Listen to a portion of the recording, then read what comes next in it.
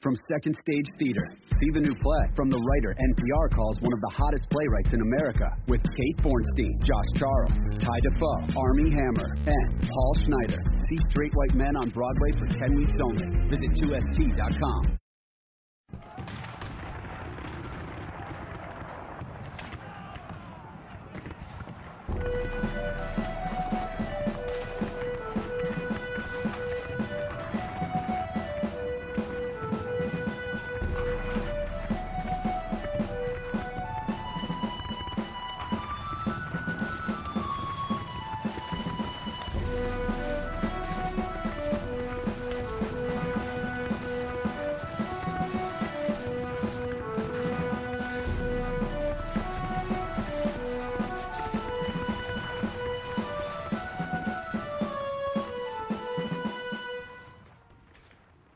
The Anglo-Zulu Wars was a clash between the might of the British Empire with the African Zulu Kingdom in 1879. This podcast will discuss how Sir Henry Bartle Frere was appointed High Commissioner for South Africa, tasked with a mission to bring the various African kingdoms, tribal areas and Boer Republics under British rule. You'll hear how he issued an ultimatum to the Zulu King Cetshwayo on the 11th December 1878. When demands proved impossible to comply with, war was declared.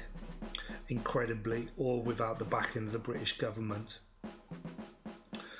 We discuss battles such as the stunning Zulu victory at Isandlwana and the near collapse of the garrison at Rorke. But at the end, the British triumphed. The Zulu Nation was no longer independent, but part of the British Empire.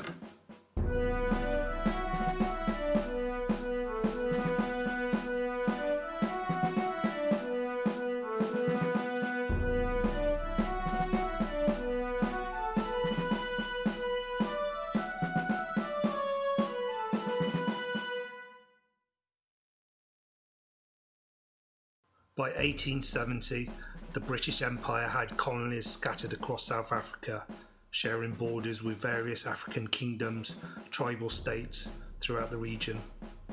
They were surrounded by Boer settlements, Zulus and other indigenous tribes. The best policy, it was decided, was one of expansion. The Boer Cape Colony, formed after the Dutch ceded Cape Town to the British after the Treaty of 1814, expanded substantially throughout the 1800s. By the 4th of May 1843, the British were able to annex the former Boer Republic of Natal, making it a British colony.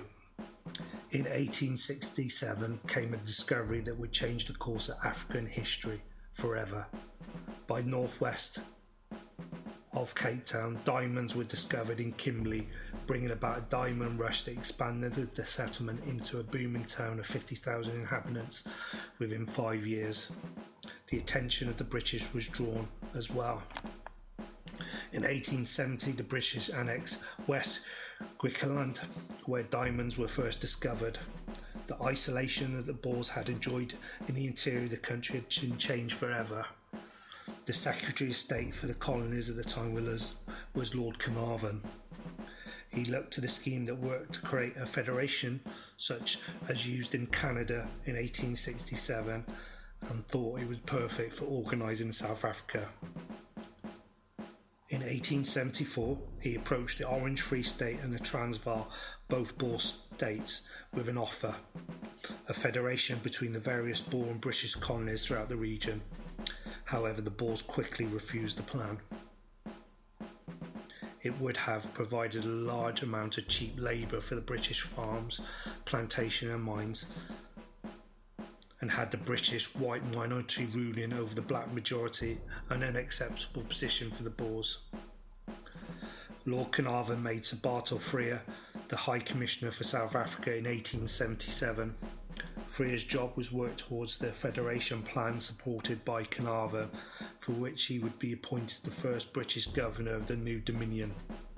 As such, he went into South Africa to deal with the main obstacles to the plan, the Transvaal Republic and the Kingdom of Zululand.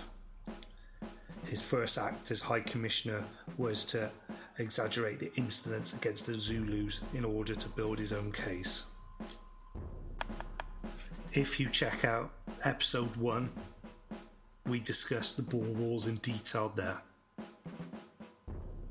Please look in the links in the story notes to find more. Fire!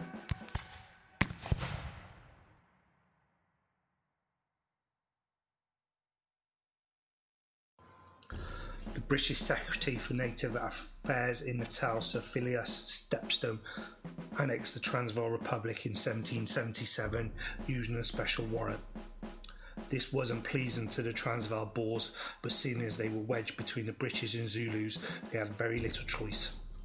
They feared if they fought the British annexation, King Cetshwayo and the Zulus would take advantage of the opportunity and attack. However, the successive British annexations still created a feeling of unease throughout the Boer Republics. Shepstone was worried about the threat of the Zulu army. They posed a danger to Natal. They had acquired old muskets and other out-of-date firearms and were preparing for what lay ahead. As British Governor of Natal and Administrator of the Transvaal, it was his duty to protect these former Boer lands, and he directly involved himself deeply in the Zulu border dispute. Boer representations and diplomatic manoeuvrings from Paul Kruger continued to build the pressure. Zulu paramilitary actions began to occur on both sides of the Transvaal-Natal border, and Shepstone placed the blame squarely on King Cetshwayo. He described him as being in defiant mood, permitting such outrages to occur. Bishop John William Colenso was advocated for those native Africans in Natal and Zulu who had been treated unfairly by the colonial regime. He found himself one of the few defenders of King Cetshwayo. In 1874, he represented Nangbelewe, the king of Hubi and the Hubi tribes, in representation with Lord Chelmsford. The previous year, Nangbelewe had falsely been accused of rebellion, placed through a charade of a trial and imprisoned on Reuben Island. This defence ended up restraining Colenso from the colonial regime in Natal, as his opposition was not taken well by Shepstone. Colenso championed the cause of the Zulus against the Boer oppression because he was concerned about the amount of misleading information Shepstone was passing to the Colonial Secretary in London. He spoke out against Sir Bartle Frere's claims that the Zulus were a threat. He pointed out the dark racist foundations the colonial regime in Natal was based upon, which led him to being seen as an enemy by the colonists. London did not want a war with the Zulus, and Prime Minister Disraeli's Tory administration was strongly opposed to it. Sir Michael Hicks Beach, who replaced Carnarvon as Secretary of State for the colonies in November 1878, wrote, quote, "Matters in Eastern Europe and India were so serious an aspect that we cannot have a Zulu war in addition to other great and two possible troubles." End quote. However, Sir Bartle Frere had already been in action to this point. His mission was to create a confederation of South African states, and his plan was well underway. He knew the powerful kingdoms of the Zulus were opposed to the plan of the confederation, and was receptive of Shepstone's case that King Cetshwayo's army posed a threat to the peace of the region. Despite the reluctance of the British government, Frere proposed an ultimatum to Cetshwayo in December 1878.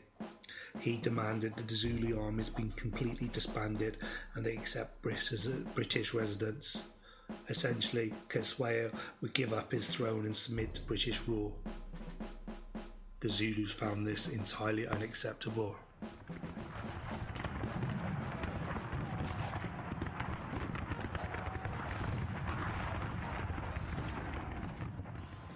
The first king of the Zulus was Shaka. Through war and conquest, he built a small tribe into a mighty Zulu kingdom. By 1825, that kingdom encompassed nearly 12,000 square miles. In 1828, Shaka was assassinated by one of his half-brothers in Dunos, and he took over as king.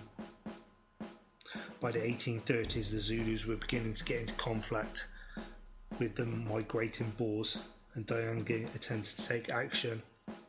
However, in 1838 he suffered a crushing defeat by a group of 174 tracker settlers at the Battle of Bruv River. Though his half-brother took 17,000 followers to aid the Boers, Dyangi was assassinated and Mpande took over as king of the Zulu Empire. In 1839, the Boer Republics of Natalia was formed by the Boer trackers and under the lead of Pretorius. South of the Tugela and west port of Natal, it was placed directly between Zulu and the British. Mpande and Pretorius kept peaceful relationships.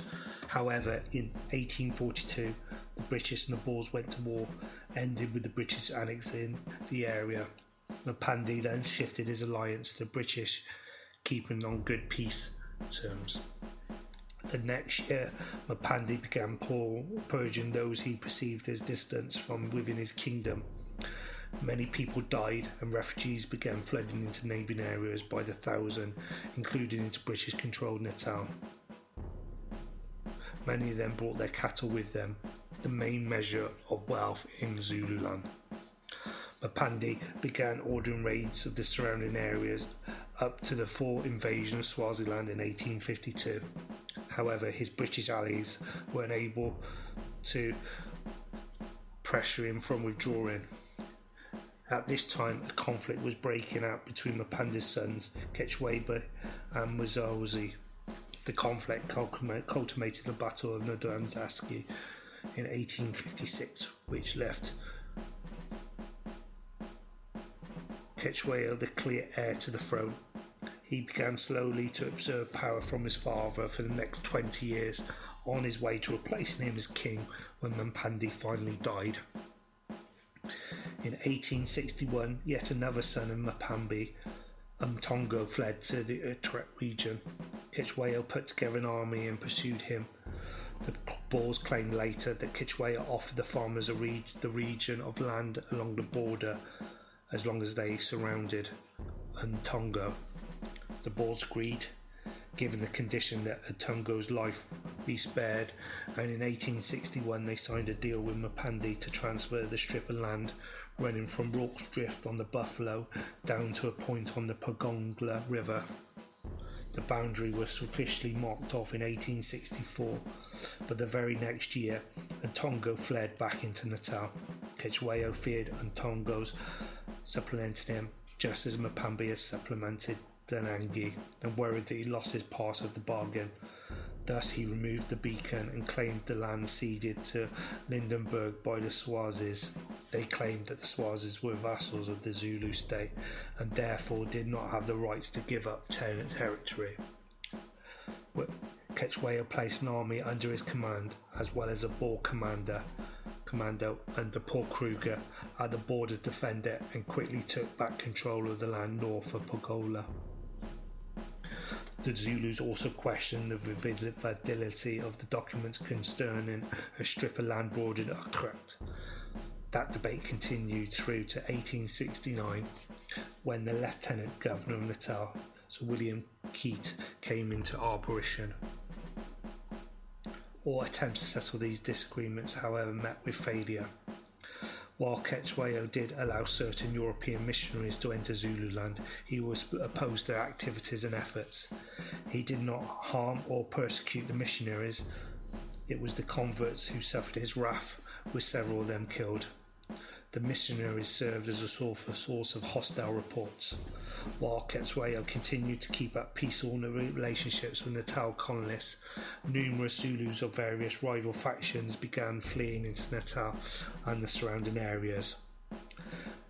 These tense relations served as a political background in 1873 when King Mpande died and Cetshwayo assumed his role as leader of the Zulus. Cetshwayo took after his uncle Shaka when it came to leading the Zulus. He attempted to revive the military might of the Zulus as much as possible, including arming his regiments with muskets and other out-of-date firearms. This was quite the upgrade from the standard armament of the Zulu warrior, which consisted of a thrusting spear and a shield made of cowhide. The marksmanship training of the Zulu warriors were poor at best, and both quantity and quality of the powder and shot were lacking. Though the Zulu warriors declined to fire the firearms, the arms, they said, made them cowards.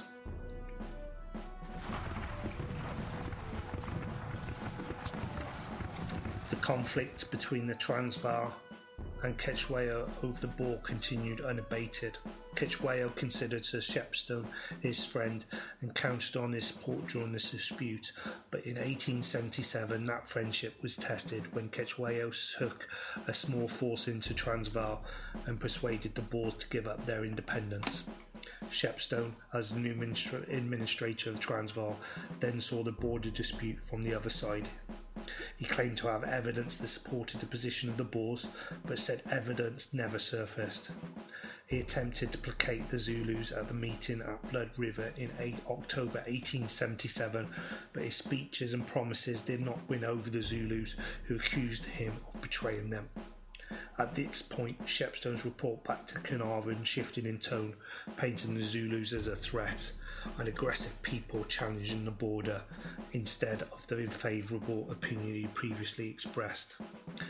In February 1878, a special commission on the boundary question was formed by Henry Bartle, Lieutenant Governor of Natal.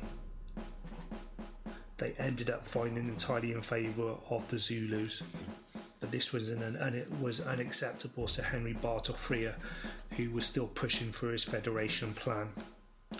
He characterised the award as, quote, one-sided and unfair to the Boers, end quote, and stated that the Boers living in the land should either be compensated for leaving or protected while staying. Frere had an alternative motive for the meeting on the Boundary Commission report. He planned to use it to deliver an ultimatum to the Zulus, an ultimatum which would allow the British forces under Lord Chelmsford to actively invade Zululand, rather than just stand in defence of a Zulu invasion. The ultimatum centred on 3 incidents which occurred in late July, August and September. These would be Frere's causes belli. Frere knew that no way the king could respond to the ultimatum, giving him the excuse he needed to attack. The first 2 incidents both related to the 2 wives of Shaka Conga fleeing into Natal and the subsequent capture and execution of them. They were described as follows, quote, a wife of the chief Cetshwayo had left and escaped into Natal. She followed on the 28th of July 1878 by a party of Zulus under Meka Zulu, the chief son of Cetshwayo, and his brother seized at the kraal. She had taken refuge and carried back to Zululand, where she was put to death in accordance with Zulu law.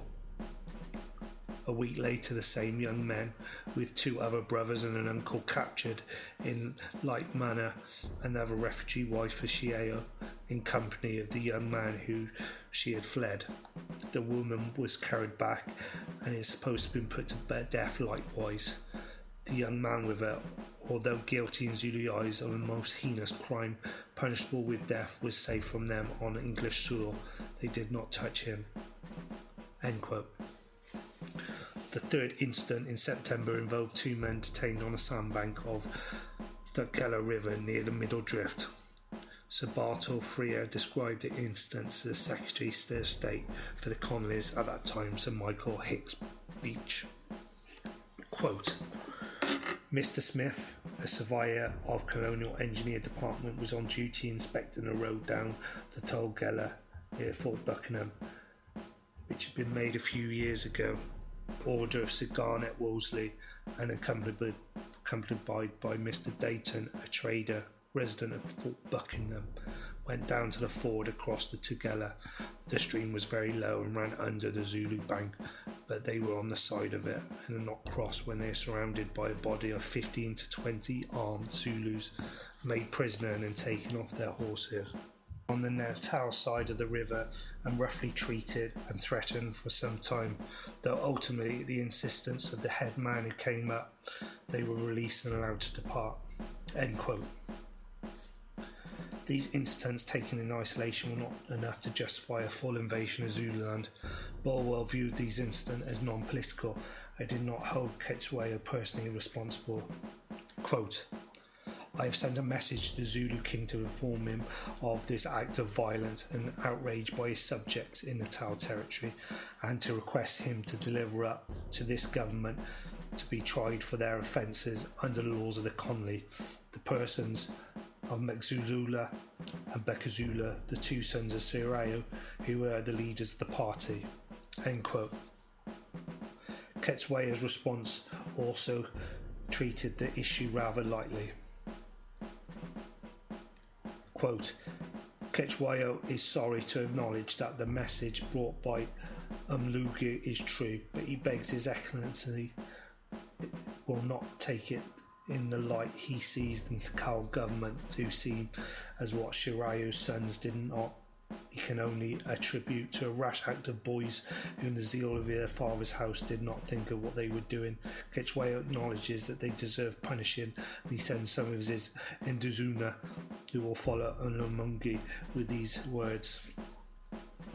Cetshwayo states that no act of his subjects will make his quarrel with his fathers of the sons of Shaka." End quote. The Lieutenant Governor's initial complaint was put in form of a request for Cetshwayo to surrender the culprits involved.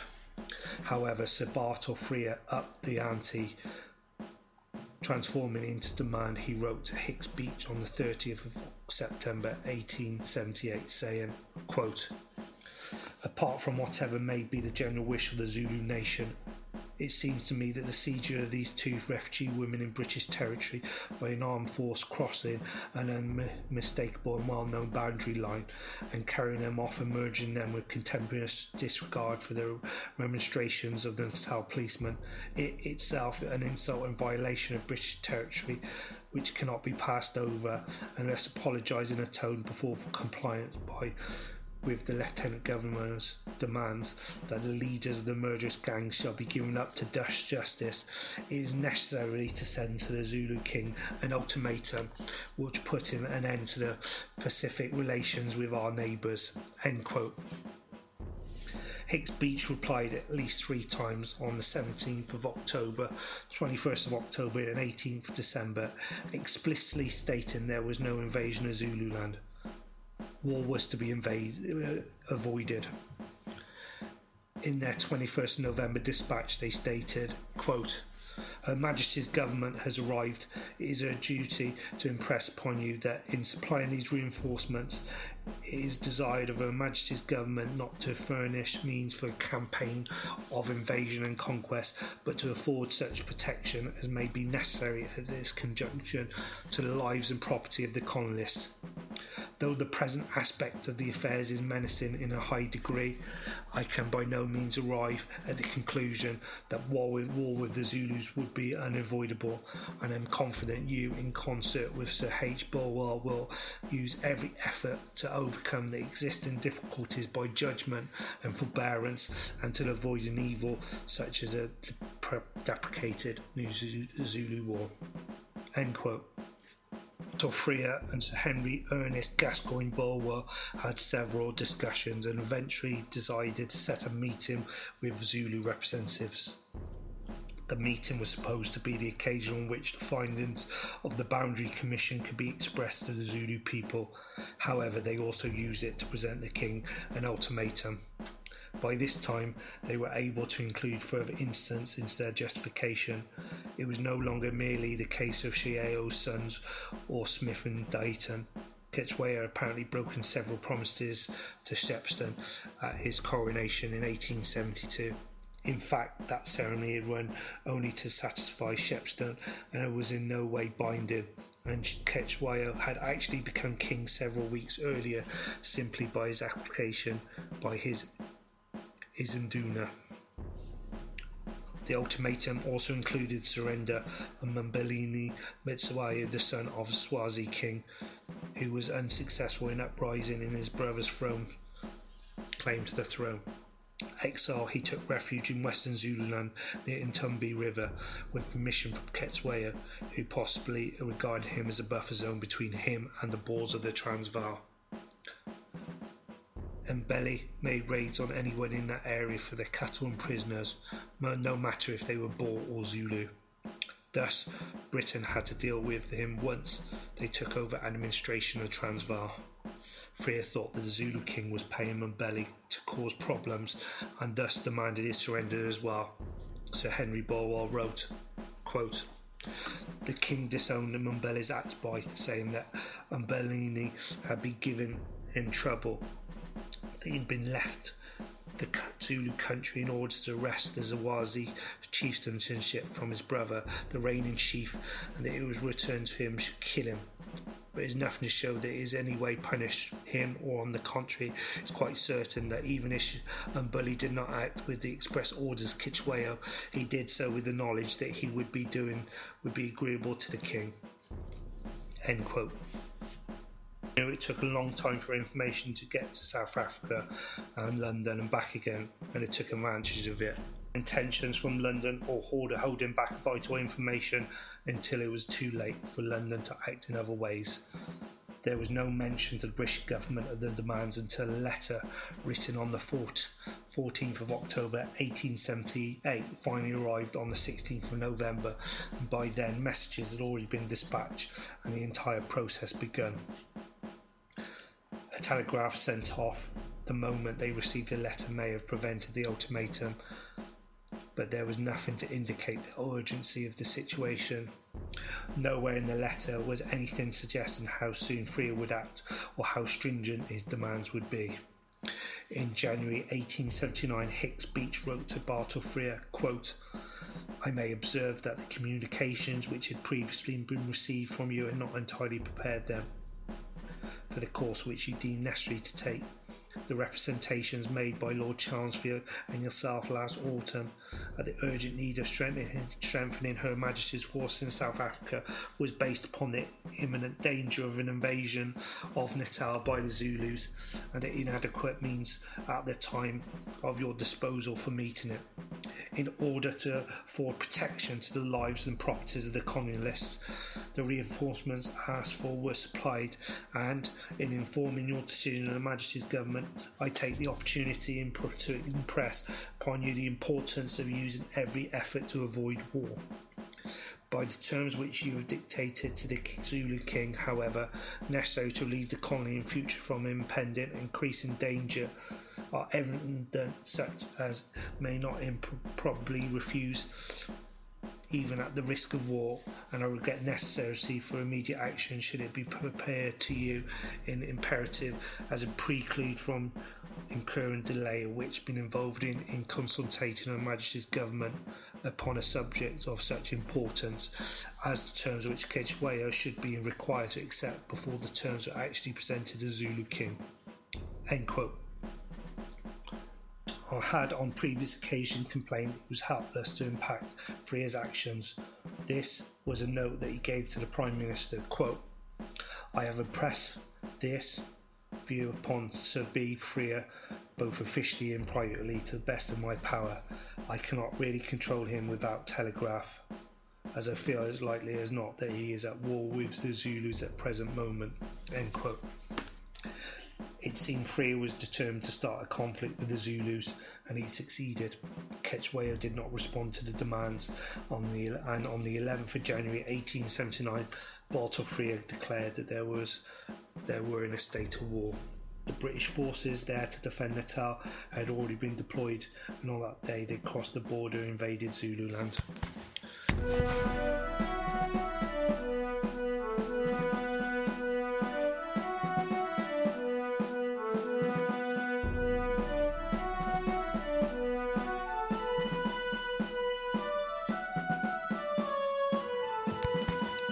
The ultimatum was delivered to King Cetshwayo on the 11th of December 1878. There were 13 different items listed with varying time limits. The first 3 items had a deadline of the 31st of December, with an extra 10 days added on for the remaining items on the agenda. All these deadlines were later expanded until the 10th of January, and when they were not accomplished, Bartle Frere declared war. The items on the ultimatum were as follows: surrender Shiao's 3 sons and brother to be tried by the Natal courts, payment of a fine of 500 head of cattle for the outrages committed by the above and for Cetshwayo's delay in complying with the request of the Natalan government for the surrender of the offenders, payment of 100 head of cattle for the offence committed by Messrs Smith and Dayton, surrender of the Swazi chief and Berlin, others to be named hereafter and to be tried by the Transvaal courts, observance of the coronation promises, that the Zulu army be disbanded and men allowed to go home, that the Zulu military system will be discontinued and other military regulations adopted, to be decided upon after consultation with the Great Council and British representatives, that every man who comes to a man's estate shall be free to marry, all missionaries and their converts who until 1877 lived in Zululand shall be allowed to return and reoccupy their stations. All such missionaries shall be allowed to teach, and any Zulu who chooses shall be free to listen to their teachings. A British agent shall be allowed to reside in Zululand, who will see that the above provisions are carried out. All disputes in which missionary or Europeans are concerned shall be heard by the King in public and in the presence of the resident. No sentence of expulsion from Zululand shall be carried out until it has been approved by the resident. Cetshwayo did not attempt to avoid war with the British, or at least dull its eventual scope. His troops were given specific orders only to defend their country and not to take the fight into British territories. Only soldiers in uniform were be allowed to be killed, as well as no collateral damage was deemed acceptable. The British invasion. Sound effect. The borders disputes between the Zulu and Boers served as the pretext for war. When Cetshwayo gave no response to Bartle Frere by the 11th of January 1879, a British force led by Sir General Frederick Augusta Tesiga, 2nd Baron Chelmsford, invaded Zululand on Bartle Frere's authority without authorization from the British government. The Commander-in-Chief of the British forces during the war would be Lord Chelmsford. His initial plans involved a five-pronged invasion of Zululand, with over 15,000 troops designed to force the Zulu army into confrontation by circling them. They were concerned the Zulus were going to attempt to avoid a full-on battle. However, when it came to the actual invasion, Lord Chelmsford decided to reduce the number of forces to 3, a large centre force under his direct command and 2 columns flanking on either side. On the 11th of January they crossed the Buffalo River into Zululand. The 3 columns were invaded from the lower Tulaga, Rorke's Drift and Utrecht. Their objective, however, were the same: Ulundi, the Zulu capital. Cetshwayo's army outnumbered the British. It's true, but it wasn't a strict numerical advantage. The army numbered around 35,000 men, but it was essentially a militia force called out when there was a national danger. It could only be activated for a few weeks at a time, but before then they were forced to return to their civilian duties.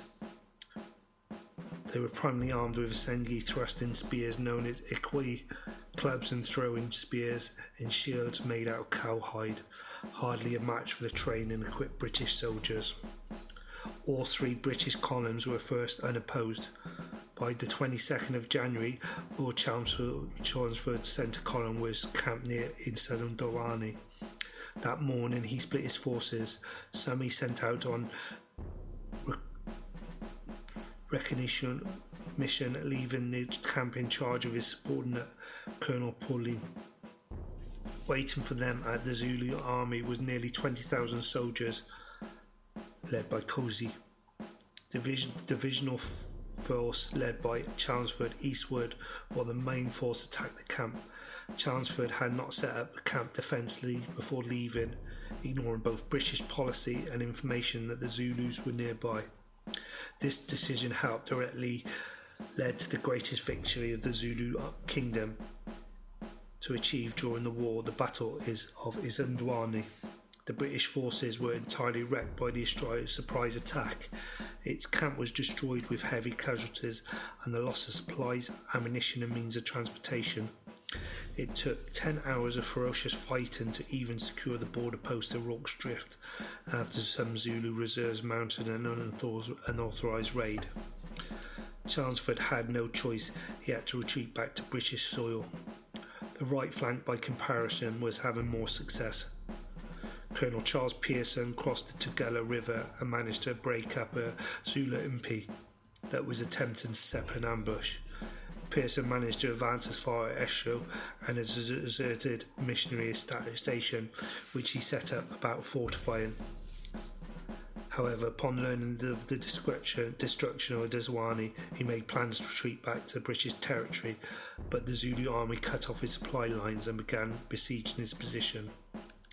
The left flank under Colonel Evelyn Wood had the task of occupying the northwest forces of Zululand, preventing them from engaging the central column.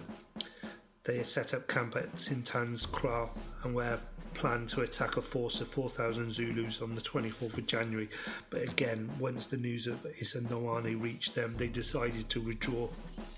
In only 1 month, and only one of the 3 flanks of the British army effective, and too small to mount any campaign by itself, the first invasion of Zululand had been a complete failure. Cetshwayo did not press his advantage, and it was never his intention to invade Natal, only to defend the border boundaries of Zululand. That gave Chelmsford 2 months. 2 months he used to rebuild his forces. Using the excuse of Pearson's being sieged at Eshowe, he received 7 regiments of reinforcements as well as 2 artillery batteries from the British government. They arrived on the 7th of March, and by the 29th, Lord Chelmsford was marching to Eshowe's relief with more than 5,000 soldiers in his command, this time setting up entrenched camps upon the way. Sir Evelyn Wood was ordered to take his troops and attack Abishkwali Zulu at their stronghold in Holborn.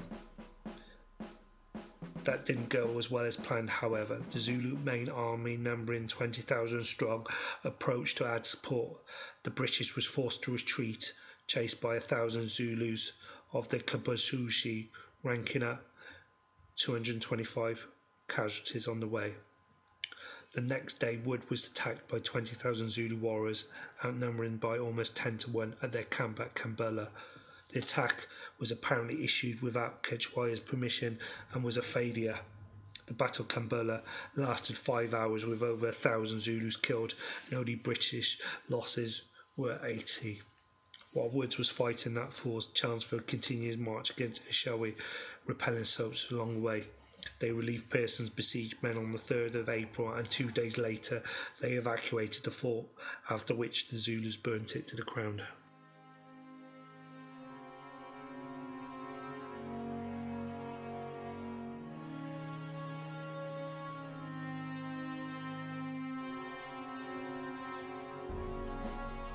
Despite their rescue of the force at Eshowe and their success at Kambula and Gindaruvu, the British were back where they started.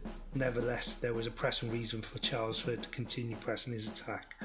He was being replaced and he wanted to inflict a decisive defeat on Cetshwayo before that. With reinforcements amounted to 16,000 British and 7,000 African troops, he reorganised and recognised once more, and in June began advancing into Zululand, this time being extremely careful, building fortified camps every step of the way.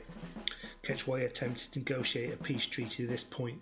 The reinforced British were being a formidable opponent, and while the advantage was even, he attempted to end the fighting.